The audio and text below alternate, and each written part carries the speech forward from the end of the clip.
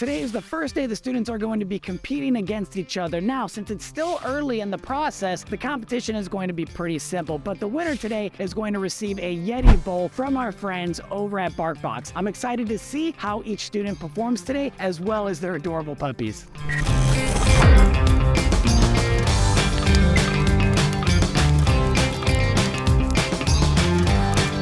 Welcome to our first official challenge day. BarkBox heard about what we were doing and they wanted to make sure they started you guys off on the right foot, and so they sent a BarkBox for each one of your pups. Because we know that one of the most important things that we can do with our dogs is play with them, creating that strong bond. So if everybody can come up and grab their BarkBox.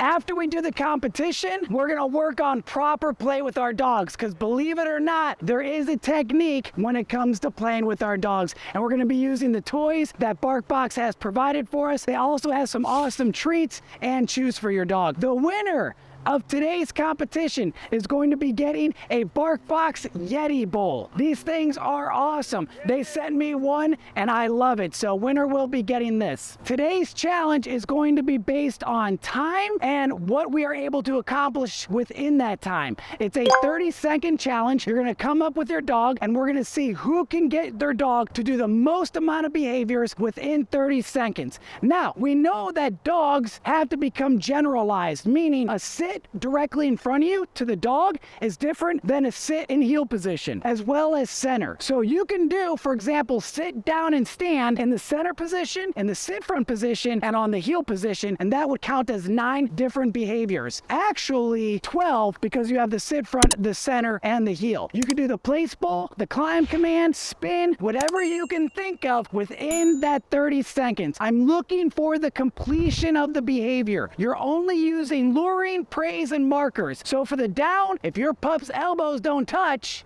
it doesn't count. We have to see completion. When I tell you to train, that's when you will begin. I will say ready, set, train. The timer will start. You have 30 seconds. We're gonna be starting with Leo and we're gonna work our way down. Today we have the first challenge that we're gonna do. I'm pretty excited and I'm feeling really confident. Me and my dog have been practicing for the whole last couple of weeks and it looks pretty good, so pretty confident that we got this. Ready, set, train. Walk off. Walk a little faster from back to mouth.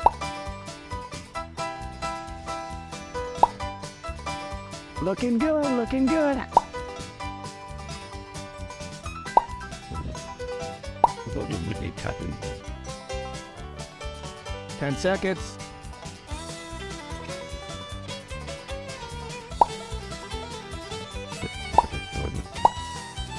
Time. My goal is to do the best that I can in that competition. Not about winning, but just the knowledge that I gained while I'm here at Nate's little academy that he was nice enough to put on for us. Ready, set, train. Hey, come on. Yeah.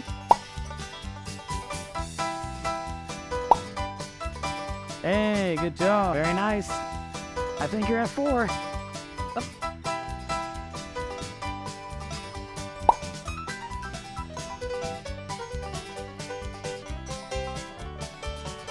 Wow. Good job, keep going. 5 seconds. Time. Today will be the first competition that we're gonna do, so we'll see how that goes. We'll see whose puppy, is doing great at this point. I am excited, I am anxious, but I know he'll do good. I know he's hungry today, so he will definitely, be good. Ready, set, train. There's 1. There's 2.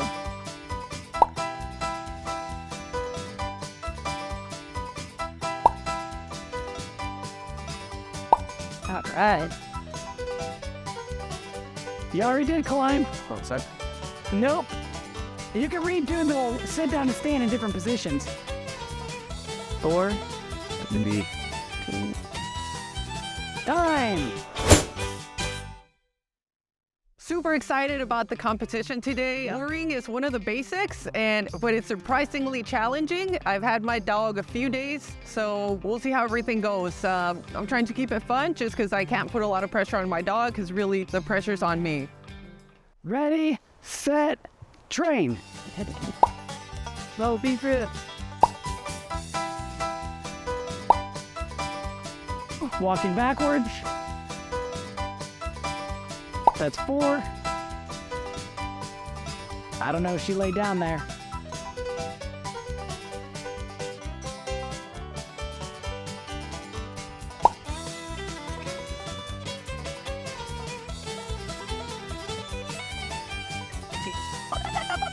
Climb! And my goal is to be a professional dog trainer. Going into the competition, I don't care if we win or lose. It's just as long as we have some fun. Ready, set, train. There we go.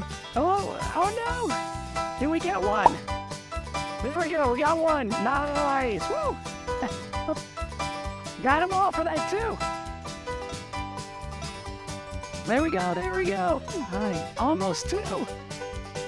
Let's go. And second. Come on, you can do it. Come on, we can get 2. Get them off of there. Come on, get them off of there, Tim. Come on, get 2. Go, Tim. Climb. All right. Everybody did an excellent job today. I'm proud of the progress you guys have been making, and I'm sure we're going to continue to get better as a team. Today's winner was Leo. Let's congratulate him. Nicely done. And you are the winner of a brand new Bark Box Yeti Bowl. Is that a Yeti? Yes. Go ahead and take it out. Show it off to everybody. Yo, you guys, it's hella heavy. It looks good. You see, it got Yeti in the front, and then on the other side, it has Bark Box. Really quite a nice bowl. So, again, congratulations to Leo. Nicely done today. Excellent.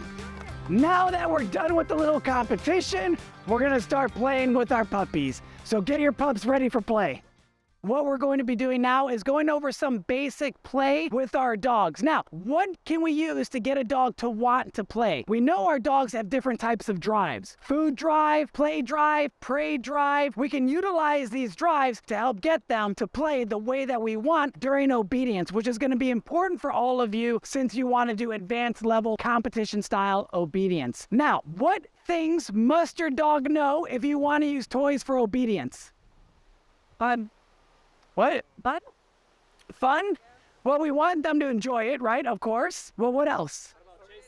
You want to make sure the dog has an out. If you're going to use toys for obedience, you want to be able to use a terminal marker, get the dog to play, out, go back into obedience. So you need a good drop it command. The dog has to understand play. They have to know how to bring the toy back to you, and they have to have some level of impulse control. If you have all of those, then you can start utilizing toys within your obedience. Now, when's a good time to start using toys in your obedience? As early as we can. That's what I was looking for, when they know the command. It's very hard to teach a behavior luring with a toy because your dog's going to be biting it the whole time. But once your dog is doing the behaviors on the verbal command alone, using toys is a great opportunity to up the motivation and the dog's drive. We know that speed is based on motivation. So the more motivated, the more excited your dog is, the faster they will perform the commanded exercises. If you're moving your toy, trying to kick in that prey drive, and then your dog's about to get to the toy, and you shove it in your dog's mouth. Don't do that with your dog. It has the opposite effect. If you push a toy into your dog's mouth, they're gonna resist. So key is movement, keeping it active. Now, if you have a small puppy, once your dog bites it, how much resistance do you give? Barely any. Just enough to keep it alive, but not enough to pull it away. A rule that I have when I'm playing with my dogs is I never physically, intentionally win. Always want the dog to win because what are we trying to do? Build the dog's confidence. We want to react to our dog as well. So if I'm playing tug with a dog and that dog rebites, and what I mean by rebites is we have a shallow bite and the dog rebites and gets that nice full bite. When they do that, what do? I just stand still and don't react at all. No, right? I react. I let the dog know that he pushed into me. Sometimes with a small puppy, I might fall back. Good job. Again, we're trying to show how amazing our dogs are. It has nothing to do with how good we are, but everything on how good our dog is. So if you don't mind, B, can you bring your pup over here? I'm gonna demonstrate with B's dog. So this is a very simple way to teach our dogs how to do what's known as a rebite. This is what I'm looking for with your dogs as well as your puppies. When your dog bites the toy, you can resist depending on how strong your dog is. Good, very good. Now, if it's new, I don't look directly at the dog. Oh, good job, I look away. Now, you can see he has a shallow bite. So I'm gonna grab the handle, I'm gonna pull, and then I'm gonna go loose. Good, very good. You can do a little bit of petting as you move. Smooth movements. You don't want rough movements. You see how it's smooth? Now again, I'm gonna pull up, go loose. Good. Once he rebites, nice job. Oh, very good. If he bites, she's gonna run in a circle. Come here. Yay, very good. I get down to his level. Oh, excellent. Again, we're gonna pull, then we go loose. Good. Good job. Very nice. Good. Some trainers will add a noise to this play, so the dog will associate the noise, so they might go or whatever, just something the dog can pick up on. Good job. Very good. Now watch when he shakes. I'm going to keep it loose, but I want to keep it active. So right there, I was too still, and he was almost disinterested. I'm going to get him to rebite. Good. Good job. Very good. Nicely done. And that victory lap is great. Good. And then another one. This is gonna teach him to bring the toy back to you. Very nice. Good job, buddy. So very simple, right? I'm gonna have you guys come up. Yeah, you do with your puppies. So just be aware of your own individual dog and adjust accordingly. Don't worry, he doesn't care.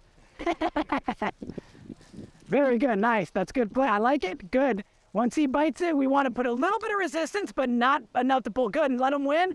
Very good. Nice, boy. Girl. Good. There you go. You can even toss it and then race your puppy to the toy. Very good. Nice. Let him hold it. So pick him up to get him to drop it. That's going to build more frustration. Good, good. Now take it and toss it and race him to it. Oh, he beat you. Very good. Nice. That's what we want. We want him to win. Look at that victory walk. Excellent. There we go. Again, keep the movement. So if you toss it, you want to race your puppy to it. So you're out of breath.